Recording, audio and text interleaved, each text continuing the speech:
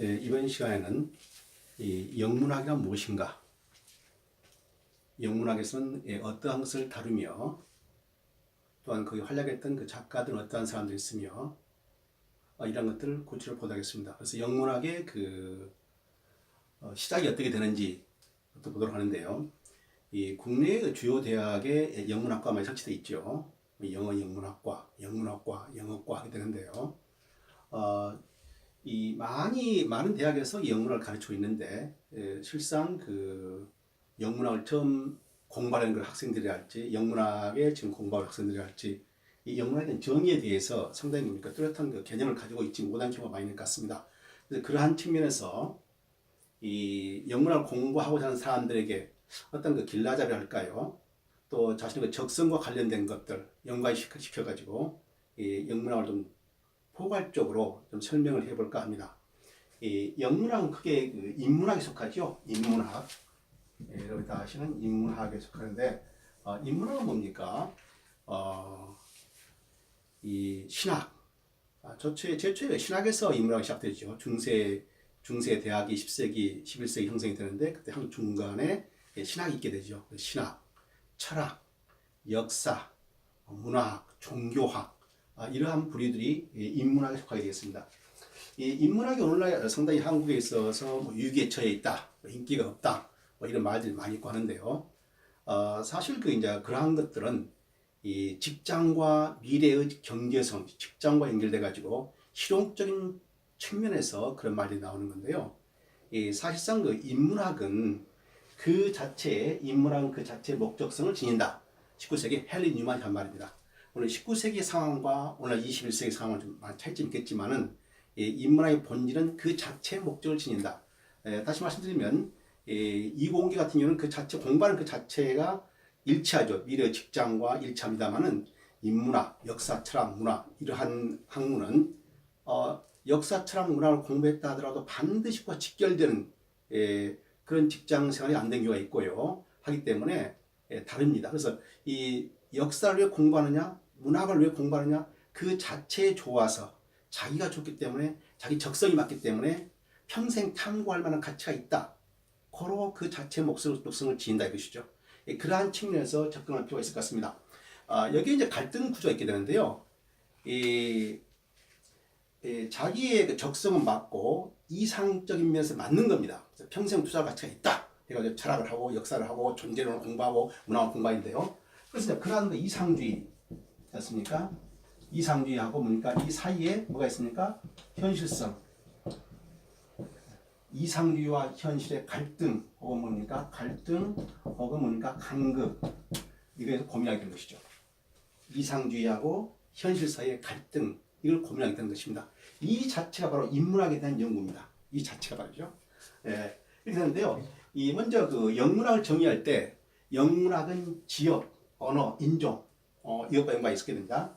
지역으로 보게 되면 약 24만 평방킬로미터라는 유나이티드 킹덤, 영국을 말하게 되는 것이죠. 스코틀랜드, 웨일즈, 잉글랜드, 노던 아일랜드도 마찬가지고요. 이와 같이 지역으로 봤을 때 영국이라는 섬나라를 기준으로 하고 있고요. 그다음에 언어는 바로 뭡니까? 잉글리시, 영어가 되겠죠. 영어예요. 근데 언어가 영어인데 영어가 기본이 되는데요. 이 영어라는 것이 7세기, 11세기는 고대 영어였고 11세기, 15세기는 중세 영어였고 그다음에 근대, 현대 영어가 되기 때문에 사실 언어라고 봤을 때도 이 세 가지의 다른 언어가 들어있게 됩니다. 고대 영어, 중세 영어, 현대 영어 이렇게 되는 것이죠. 인종을 봤을 때 인종은 5세기 때 덴마크에서는 뭡니까? 앵글족, 섹슨족, 앵글로 섹슨족들이 영국에 이주해가지고 정착하게 됐죠.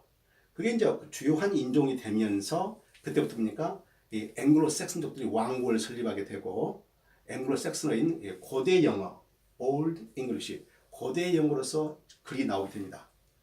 그러다가 AD 597년에 로마의 그레고리 교황에 의해서 영국의 선교사가 파괴되면서 기독교가 선포되기 시작하죠. 기독교가 퍼지게 되면서 글자 문명이 정착하게 됩니다. 근데 원래는 주로 이제 구전문학, 입으로 전하는 그런 문화겠죠. 이 앵글로 5세기 앵글로 덴마크에 있던 앵글로 섹슨족들이 영국에 들어올 때 많은 설화, 전설, 민담들을 가지고 들어왔을 것이고요. 또한 이 앵글로 색슨족이 들어오기 전에 영국에 있던 그 브리톤족이랄지 로마인들, 이 400년간 로마가 영국을 다스렸는데 그쪽 사이에서도 뭡니까 상당한 이야기, 전설, 신화가 있겠죠. 그래서 글자 문명이 올드 잉글리시로 글자화된 문학 작품이 나오는 시기가 7세기, 8세기가 되는데요. 이 이전에 구존으로 내려오는 노래랄지 이야기들이 많이 있을 거라 이것이죠. 그러다가 이 선교사들에 의해서 글자, 이 뭡니까 선교 포교 활동을 위해서 이 원주민들의 글을 이 선교사들이 와가지고 이제 글을 그 포교 활동을 위해서 올드 잉글리시, 앵글로 색슨족들이 올드 잉글리시 공부를 했겠죠. 그리고 이제 미래의 선교 활동을 위해서 원주민들을 선교 훈련 시켜가지고 그들로 하여금 그러니까 자기 종족들한테 기독교를 전하기 위해서 그들에게 또 글 공부를 시켰을 것이고요. 그러다가 글 문화가 정착이 되다 보니까 작품이 나오게 되는 것입니다. 그 시기를 7세기, 8세기로 보게 된 것이죠. 자, 그런데 얘가 뭡니까? 지역은 영국이고 잉글랜드, 유나이티드 킹덤, 언어는 잉글리시. 인종은 같이 앵글로 색슨족. 뭐 그 이전은 뭡니까? 리베리아, 켈트족이 있습니다만 이런 종족들은 뭡니까? 역사 흔적이 없기 때문에 일단 제시키고요. 이렇게 되는데 사실 이제 오늘날에서 영문학은 이 지역이 상당히 광범위에 퍼져 있게 됩니다. 영어를 쓰는 지역, 거기서 나온 작품을 다 영문학으로 보게 된 것이죠. 그래서 뭡니까? 호주랄지, 캐나다랄지, 사우스아프리카랄지 영어로 쓰인 작품이 많이 포함된다는 거. 언어도 물론 영어에 국한이 됩니다만은 꼭 보니까 영어가 아니더라도 좋은 영어로 번역이 돼 있으면은 그런 것도 번역된 것도 영문학으로 흡수하는 그러니까 광의 의미에 있어서 영문학은 상당히 뭡니까 넓은 의미를 갖게 되고요. 인종도 이 앵글로 색슨 중심의 이 인종이 아니고 요즘 뭡니까 미국에 있는 제2세 한일이랄지 일본 사람이 미국에 귀화해가지고 그러니까 영어를 글 쓰다거나 같이 인종도 그러니까 제한받지 않습니다. 다양하게 일단 영어로 쓰인 작품을 영문학으로 흡수하는 그런 흐름이 21세기 들어가서 확산되고 있습니다. 그런데 이러한 영문학은요, 이 7, 8세기 때부터 영문학이 쭉 이제 영문학이 아니고 그 당시 글이 나오게 된 것이죠. 초기는 선교사들에 의해서 성경 중심의 설교문이랄지, 그 다음에 켄트시 로 같은 뭡니까 법전이랄지 글이 나오게 되다가 나중에 8세기, 7, 8세기 들어가지고 이제 본격적인 오늘날 우리가 말하는 시랄지 이런 산문이랄지 본격적인 문학적인 글이 나오게 되는 것입니다. 쭉 이제 글이 나오게 되다가 중세 때 대학이 설립이 되게 되면서 11세기, 12세기 옥스퍼드 대학, 13세기 캠브리지 대학 이같이 대학이 형성이 되면서 신학과가 있게 되고 그 다음에 클래식스 그리크 라틴의 뭡니까 이런 그 논리학이랄지 이런 뭔가 클래식 작품들을 공부하게 된 것이죠. 쭉 발전해 왔었는데요. 이제 영문학 하게 되면은 영어로 영국서는 English 디파트먼트 이렇게 말합니다. 한국과 미국에서 뭡니까 English Literature 이렇게 말씀되는데요. 영국에서는 그냥 English 이 자체가 영문학입니다.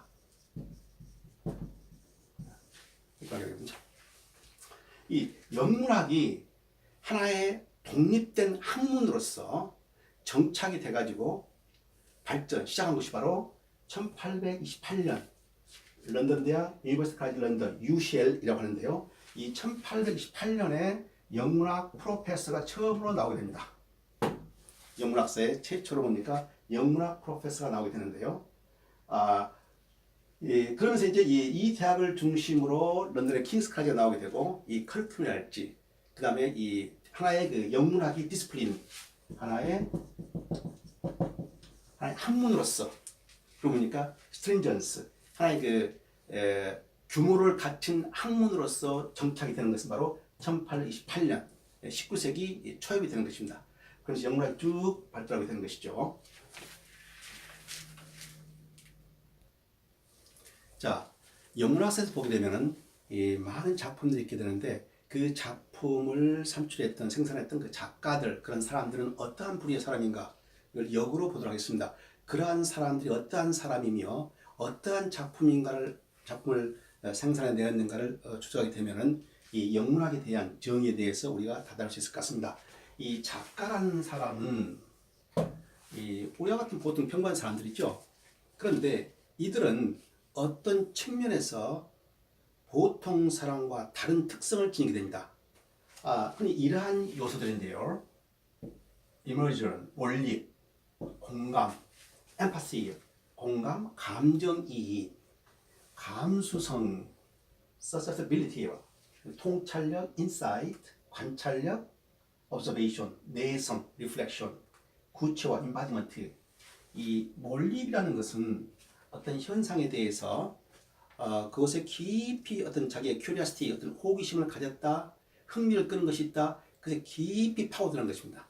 이게 몰입이고요. 공감, 감정, 이입은 사물이나 사물 속으로 나의 인격체가 그쪽으로 파고 들어가는 겁니다. 그리고 타인의 감정, 다른 사람의 감정 속으로 내가 그곳에 빨려 들어가는 것, 대치되는 거죠. 그 속에 들어가가지고 그 사람과 동일시 되는 겁니다. becoming one is, 하나가 되는 것이죠. 그 다음에 감수성, sensitivity, 이 아주 민감한 정서적으로 쉽게 반응을 받기 쉬운 것, 이러한 것이 강하고요. 통찰력, 어떤 현상이랄지 외부 상황에 대해서 그걸 깊이 뭡니까? 이 인사이트, 속 내부 본질을 파악하고자 하는 그런 능력이 있는 사람들인 것이죠. 관찰력이 뛰어나고요. 내성, 어떤 현상을 보았을 때 그것을 규명하기 위해서 내적으로 깊이 반추하면서 검증하는 것이죠. 그리고 이제 마지막으로는 구체화시킨다. 그 과정을 갖게 되는데요.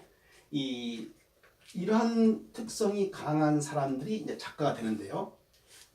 우리가 이제 꽃을 보았다. 아름다운 꽃을 보게 되는데 이 꽃에 대한 반응이 사람마다 틀리게 됩니다. 어떤 사람들은 그냥 꽃을 보고도 그냥 무심코 지나간 사람이 있고, 특히 여자분들은 거기서 민감하게 반응해서 예쁘다고 해서 뭡니까? 그것에 가까이 가가지고 냄새도 맡고 관찰을 하게 되지 않습니까? 이 사람마다 보니까 센시티비티요, 이 감수성 같은 게 틀립니다. 그런데요, 이 일반적으로 자연의 아름다움에 대해서는 모든 사람이 공감을 갖게 되는 것이죠. 정도 차는 있겠습니다만은. 그런데 이 비행기가 하늘을 떴다. 그 거대한 비행기가 수백 명의 사람을 싣고 수많은 짐을 싣고 그 뭡니까? 무게를 이겨내면서 공중에 떠가지고 날아간다 것이죠. 그러면 저 같은 경우는 굉장히 놀라운 현상이거든요. 물론 과학적으로 입증이 되겠습니다만은 경이로운 일이에요. 그렇지만 이 어떤 사람의 경우는 그게 당연히 뜨는 거 아니냐, 당연히 뜨는 거 아니냐, 놀랄 것이다, 아니다, 이렇게 말하는 사람이 있거든요. 여기 엄청난 뭡니까? 이 반응에 똑같은 현상을 보는데 반응의 차이가 큰 겁니다.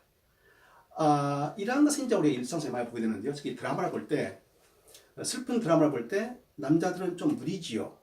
여자분들은 계속 눈물을 흘리면서 보거든요. 이같이 정서의 이 이모셔널 리스폰스가 틀립니다. 그런데 이 작가들은 그러한 부분에서 보통 사람을 뛰어넘는 그러한 뭡니까? 몰입이랄지, 감정이입이랄지, 감성이랄지, 이런 것이 남다르게 뛰어난 사람들입니다. 그래서 이제 작가들은 일반적으로 보니까 외부 상황, 사건, 일, 환경, 어떤 사태를 직면했고, 어떤 사건이 생겼고, 어떤 일이 생겼고, 어떤 환경이 있게 됐고, 어떤 자연물을 보았고, 그러니까 아름다운 자연물을 보았다. 일단 1차적으로 뭡니까? 이러한 것들이 평범한 것들이 아니고 그 작가의 의식과 정서에 깊은 뭡니까? 임팩트, 영향을 주게 된 것이죠. 그러니까 이 자체가 어떤 임팩트가 있어야 됩니다. 어떤 감흥을 일으킬 수 있고 보는 사람으로 하여금, 겪는 사람으로 하여금 임팩트를 줘야 되는 것이죠. 강한 임팩트가 일어났을 때 거기에 대해서 보니까 이 관찰을 하게 됩니다. deep observation, 관찰을 하게 되죠. 어떠한 요인이 여기 작용하고 있는가 관찰을 하게 돼요. 여기 이제 뭡니까? 통찰력 관찰이 있게 되는데요. 관찰하게 되고 좀 더 깊이 들어가지고 이 관찰의 정도를 넘어서 가지고 그냥 분석과 검증의 단계로 들어가게 된 것이죠. 외부의 상황에 대해서 왜 이러한 일이 생겼는고, 그 결과는 어떠하며, 이게 됐으니까 관찰하고 분석하고 검증하게 된 것이죠. 그러다가 그걸 점점 뭡니까? 깊이 생각하고 검증하게 되면서 이제 이것을 구체화시키는 것이죠. 그러니까 처음에 어떤 외부 상황을 직면했을 때, 어떤 사건을 직면했을 때, 아름다운 꽃을 보았을 때, 그냥 지나친 게 아니고 깊이 파고 들어가지고 꽃과의 감정이입이 돼가지고 꽃 속으로 들어가가지고 미의 본질을 탐구한다거나 사건의 어떤 사건이 터졌는데 그 사건을 깊이 연구한 겁니다. 이 원인은 무엇인고 어떻게 되었으며 왜 이와 같이 생각했는가 사람들이 이것을 어떻게 반응했는가 그러한 사람들의 속성은 무엇인가 깊이 파고드는 겁니다. 그렇죠? 그래가지고 갈수록 좁아지는 것이죠. 구체화시킨다. 임바디먼트. 구체화시킨다는 것이죠. 이 구체화 과정에서 주제를 작가들은 이 주제를 생각하게 되겠죠. 내가 이것을 어떻게 구체화해가지고 어떤 주제를 가지고 사람들에게 알려야 되겠다. 꼭 사람들한테 안 알리더라도 그냥 결과물로서 그냥 내야 되겠다. 이런 생각하게 될 거 아닙니까? 이 구체화 과정입니다. 자, 그 다음에 마지막으로 어떻게 표현할 것인가. 이게 이제 아주 중요한 마지막 단계가 된 것이죠. 자, 그냥 표현한다? 아니죠. 그냥 표현할 때는 이 문학 작품으로서의 문학 작품은 됩니다만은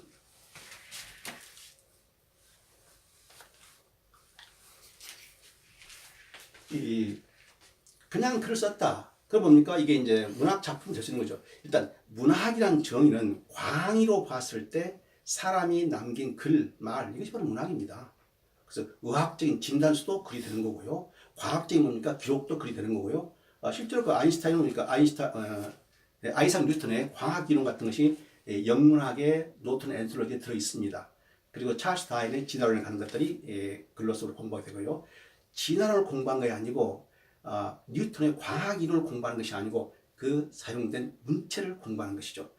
그래서 그렇게 되는데 이제 어떻게 표현할 것인가 중요한 것인데 이걸 산문으로 표현할 것이냐, 운율이는 시로 표현할 것이냐, 소설식으로 할 것이냐, 희극으로 표현할 것이냐 다양한 상태에 보니까 장르가 있게 되고 그 다음에 표현하는 데 있어서 그러니까 이제 다양한 문학적인 기법이 사용되게 된 것이죠.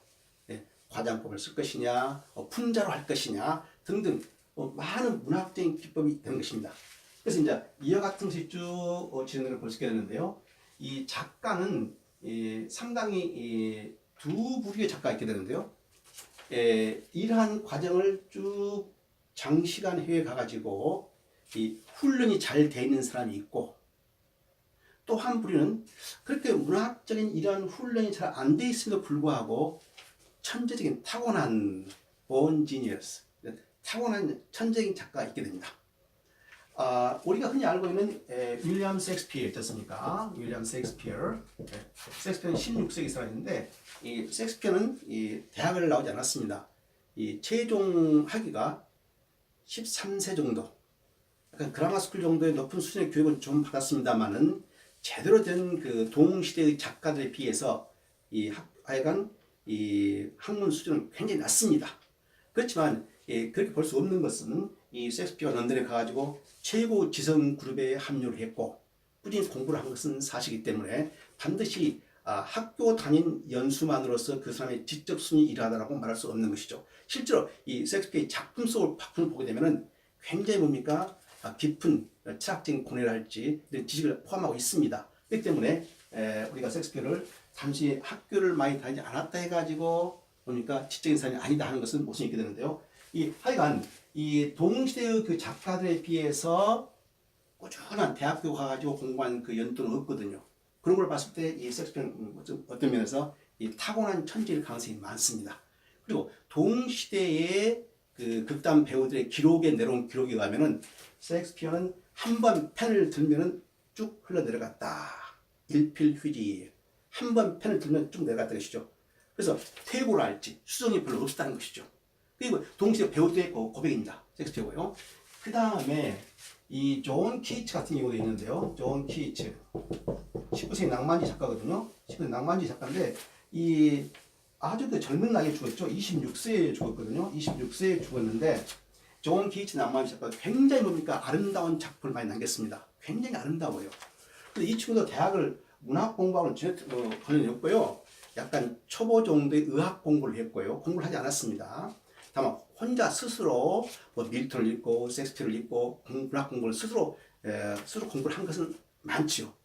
근데 제대로 공부를 안 했거든요. 그럼에도 최고의 시인들과 견줄 수 있는 더 뛰어넘는 그런 뭔가 시적 상상력과 시적 문학적 기법을 가지고 있어요. 그래서 이런 사람들은 타고난 천재로 볼 수 있게 된 것이죠. 셰익스피어랄지 존 키츠.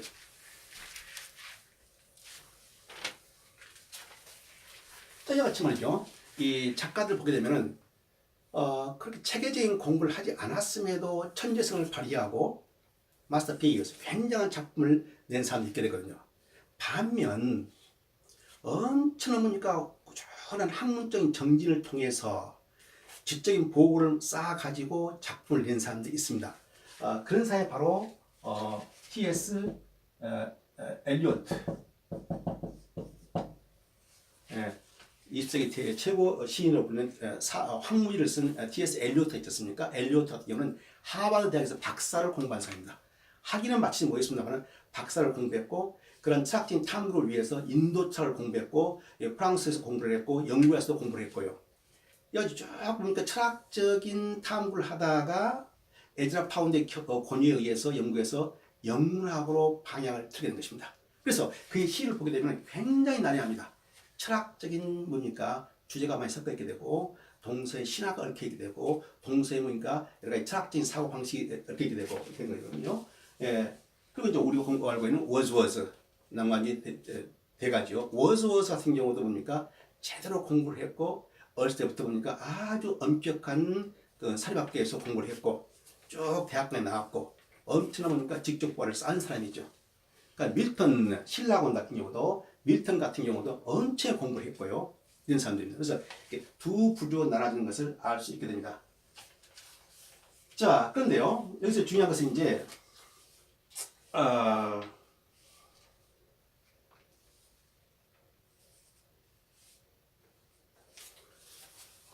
이 몰입 있지 않습니까? 이 몰입이 중요한데요.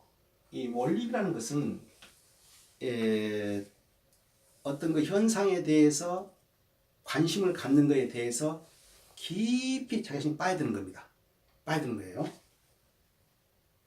그래서 이러한 것이 이제 산만하게 흩어지지 않고 하나의 방향을 향해서 구심점을 향해서 이 나의 인식이랄지 인식 능력이랄지 지적 어떤 성향 같은 것이 한 곳을 향해서 뭡니까 집중돼 가지고 파고 들어가는 겁니다. 대부분 유일한 작가들은 몰입이 굉장히 강한 것이죠. 강해요.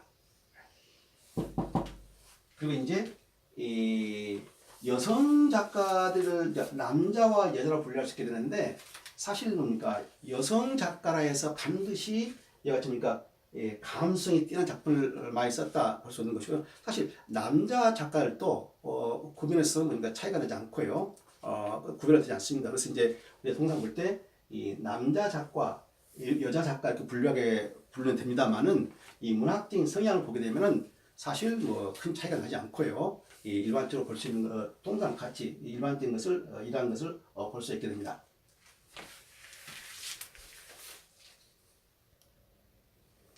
자, 두 종류의 작가분을 보았는데요. 꾸준한 지적 탐구를 통해서 체계적인 공부를 통해서 이 문학적인 토양을 배양한 작가가 있는가 하면은 그렇지 않고 타고난 어떤 그 천재성을 가진 작가 두 그룹이 있다고 말씀드렸는데요. 이 작가가 이 시상을 얻을 때 어떤 문학적인 어떤 뭡니까 영감, 단상을 얻을 때도 두 가지가 있게 됩니다. 즉 어떤 1차적으로 외부 상황이나 자기 내적 어떤 변화를 통해 가지고 어떤 그 문학적인 단상을 얻게 되는데 시상을 얻게 되는데 그 얻는 단상과 시상을 문학 작품으로 전이하는 과정에서 두 부류의 사람이 있게 됩니다. 예를 들면은 이 워즈워드, 윌리엄 워즈워드 같은 경우는 지론을 들었습니다. 자기 시의 지론은 spontaneous overflow of powerful feeling, 강한 감정의 순간적인 넘침 이렇게 말하거든요. 강한 감정의 순간적인 넘침 이게 바로 이 워즈워드의 뭡니까 시론입니다.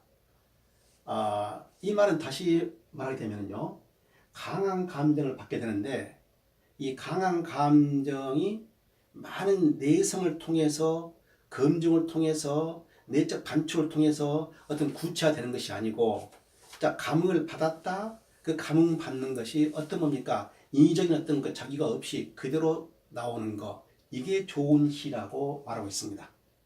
그런데 여기서 뭡니까? 파워풀 필링을 받기 위해서 그런 파워풀 필링을 주는 요소들이 어떤가? 강한 감정이기 때문에 특이한 상황, 특이한 사람, 이런 것을 생각할 수 있는데 전혀 다른 쪽을 이야기하고 있습니다.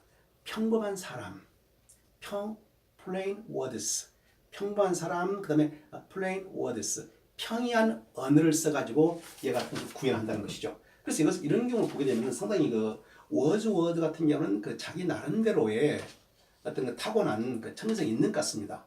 이렇게 말할 수 있지만 대부분의 사람들은 즉각적인 감흥을 느끼고 하기는 합니다만은 그것을 글로 된 작품으로 낼 때는 많은 생각과 반출을 하게 된 것이죠. 그런데 이렇게 말했습니다만 사실 워즈워즈의 뭡니까 우리아 세븐이랄지 뭐 데포디스랄지 그다음에 뭡니까 무지개 이런 시들은 바로 그대로 적용이 되는 겁니다. 하지만은 프릴루드 같은 이 대서사시가 있게 되는데 장시가 있게 되는데 아주 큰 장시가 있어요. 그런 아주 철학적이고 아주 고도 사색적인 그런 시입니다. 그래서 꼭 자기가 규정했습니다만 좋은 시를 규정했습니다만은 맞지 않는 경우가 있게 됩니다.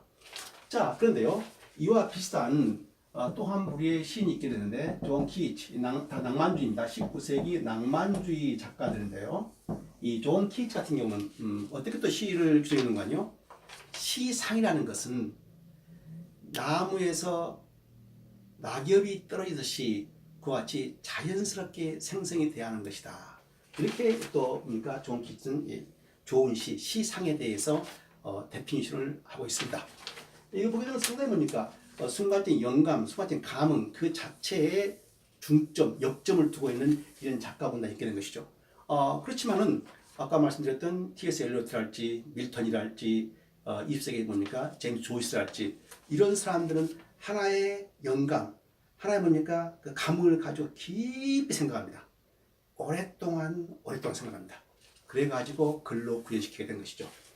자, 그렇게 되는데요. 이 문학은 영문학도 예가 아닙니다. 일반적으로 인간성 탐구입니다. 인간성, 인간이란 무엇인가? 이 나의 존재란 무엇인가?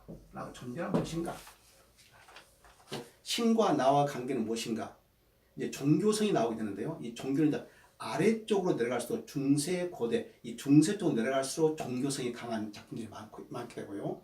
이제 20세기, 21세기 오게 되면은 이런 종교성과는 상당히 뭡니까?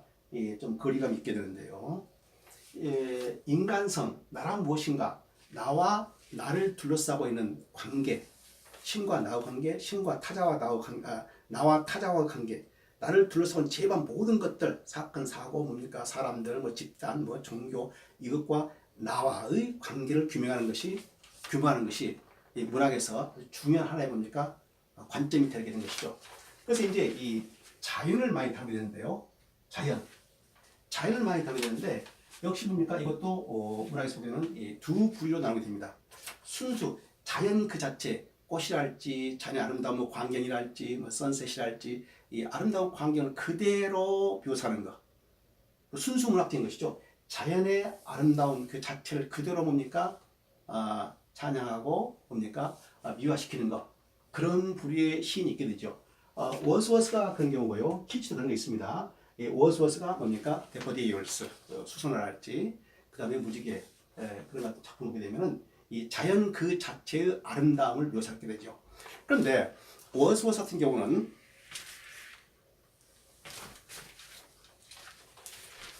워스워스 같은 경우는 자연의 그 아름다운 자체를 묘사하기도 합니다만은 이 작가 자신이 레이크 디스트릭, 영국의 북서부 쪽에서 태어났고 거기서 거의 살았는데요. 그 지역이 굉장히 아름답습니다. 어렸을 때부터 자연이 나를 양육했다 할 정도로 자연에서 감흥을 받고 아이디어를 받고 이 같은 거니까 자연과는 그 하나 되는 그런 모습을 듣는데 바로 그 자기 작품이 그런 걸 묘사하고 있습니다. 그런데 이 아름다운 자연의 모습이 그대로 있지 않고 작품 속에 보게 되면 자연이 인간을 순화시키는 어떤 겁니까? 스피리추얼 리더, 영적으로 인도하는 그러한 우리 인간을 편안하게 해주고 유한을 주고 안락하게 인도하는 어떤 그 영적인 지도자와 같은 단계로까지 승화시킵니다. 그리고요, 이 자연에 있어서 이 자연의 아름다움을 그대로 묘사한 것이 있게 되고요. 이 자연의 아름다움을 뛰어넘어 가지고 괴기함, 자연의 괴기함, 신비스러운 것, 영감적인 것, 괴기스럽고 신비하고 영감적인 것, 강한 영감을 준다 것이죠. 이게 바로 동시대의 19세기입니다만은 이건 사무엘 테일러 콜리지, 콜리라는 작가가 있게 됩니다. 이 콜리지 같은 경우는 쿠블라 칸이랄지 노스부 이야기 보게 되면 이 자연이 엄청난 괴기스러운 모습이 나옵니다. 신비스럽고 괴기스럽고 그러다 보니까 그 신비스러움 속에서 괴기스러움 속에서 강한 영감을 얻게 되는 것이죠. 인스피레이션. 이와 같이 자연을 묘사하는데 상반된 자연 그 자체 아름다움을 그대로 묘사하면서 끝나는 작가가 있는가 하면은 자연 속에서 또 다른 특이한 뭡니까? 자연의 모습을 통해서 괴기함, 신비스러움 속에서 영감을 얻는다는 것이죠. 이런 작가분으로 나누게 된 것이죠. 그럼 이 사랑은 말이죠. 이 문학 작품 다 다르게 되죠. 이 영문학에서는 고대 영문학에서는 사랑이 별로 나오지 않습니다. 왜 그런 거 아니에요? 고대 영문학 시기는 이 7세기, 8세기인데요. 이 Old English 이것은 바로 7세기, 10세기인데요. 이 7세기, 11세기는 이 앵글로 섹슨 시대다 보니까 많은 전쟁이 있게 됩니다. 초기 시대이기 때문에 주왕국에서 5왕국으로 3왕국으로 그리고 바이킹이 침입하게 되고 그럼 그 전투 시작할 수 있는 그런 긴박한 상황이죠. 그런 긴박함과 사이에 긴장감이 있기 때문에 약간 그 릴렉스한 그런 분위기에서 나올 수 있는 낭만적인 분위기, 이런 사랑에 대한 주제가 나오지 않습니다. 그러다가 중세 11세기 15 이 중세 시대에 접어들게 되면서 사회가 그 이전에 고대 사회에 비해서는 약간 더 안정된 그런 시대에 접어들게 되죠. 물론 중세 시대 역시 전쟁과 기근과 질병으로 항상 끊임없이 고통을 당했는데요. 상대적으로 안정이 되다 보니까 이제 중세 시대 때부터 보니까 사랑의 주제가 나오게 되는 것입니다. 그래서 제프리 조스랄지 많은 사람들이 사랑을 다루게 되는 것이죠. 그리고 이제 문학에 있어서는 이제 뭡니까? 이 에토스, 이 어떤 철학의 그러니까 그 기조, 그 사회의 기조, 당시 어떤 사회의 뚜렷한 뭡니까? 행동 철학, 이걸 에토스 하게 되는데요. 이 고대 시대 때는 이 고대 시대는 영웅주의가 있게 됩니다. 영웅주의 작품이 있게 되는데요. 이 영웅주의라는 것은 한 집단의 군사 집단이 있게 되는데요. 조그만 군사 집단이 그 집단의 생존을 위해서 특별한 행동 철학이 있어야 됩니다. 생존이 가장 중요하기 때문에 그 외의 다른 것들은 약간 2차적으로 되게 된 것이죠. 그래서 이 생존을 위해서 있게 되는데 이 군주를 중심으로 일군의 정예 용사들이 목숨을 걸고 단합되는 것이죠. 목숨을 걸고 충성 결의를 통해 가지고 전투에서 목숨을 걸고 싸우는 겁니다. 이러한 독특한 그 영웅주의가 있게 된 것이죠. 이 영웅주의에서는 이 명예를 존중합니다. 전투에 승리하는 것이 가장 최고 선이지만은 승리를 못 하더라도 군주와 자기 종족을 위해서 명예롭게 죽는 것, 그게 바로 이 명예죠. 그걸 존중합니다. 그래서 이 약간의 자기가 속해 있는 그 집단이 약간의 허점을 보게 되면 옆에 있는 뭡니까 집단이 침입에 들어가지고 이 뭡니까 파괴시켜 버리거든요. 그러한 절박한 상황이기 때문에 이 군주를 중심으로 굳건한 뭡니까 충성 결의, 이것이 뭡니까 이 생명체와 같이 뭡니까 집단을 안전을 위해서 존속하게 되는 것이죠. 그 영웅주의입니다. 그리고 이제 이 에토스라는 것은 이제 서서히 뭡니까 물론 이제 매 시기가 그 행동처럼 있겠죠. 있어요. 그런데 이 고대 시대 같이 영웅주의가 강한 에토스가 있는 시기는 드물게 되고요. 물론 시대별로 이제 뭡니까 엘리자베스 여왕 때 같은 경우는 내셔널리즘, 국가주의랄지 대륙과 단절이 되면서 성공회가 세워지게 되면서 엘리자베스 여왕 때 스페인 무적함들을 격파하게 되면서 국가에 뭡니까 아주 독특한 자긍심이 영국의 자긍심이 생기게 되는 것이죠. 그런 걸 볼 수 있게 되고요. 그 다음에 문학에서 작가들이 많은 관심을 가지고 다루는 게 종교입니다. 종교인데요. 이 종교는 사실 이제 중세 시대, 중세 11, 15세기, 그 다음에 16세기, 17세기까지 많이 다뤄지게 된 것이죠. 이제 종교를 통해 가지고 무엇을 다루느냐? 이 작가들이 이제 영문학 작가들은 이 종교를 통해 가지고 이 종교하게 되면은 영국에서 종교는 일반적으로 뭡니까? 아주 고대 시대를 빼고는 크리스천리티예요. 이 기독교가 중심이 되는 것이죠. 로마 캐톨릭, 그다음에 성공회, 그다음에 국교회, 그다음에 난컨포미스트 국교와 대응하는 또 뭡니까? 반대 교단들, 뭐 침례 교회랄지 등등 있게 됩니다.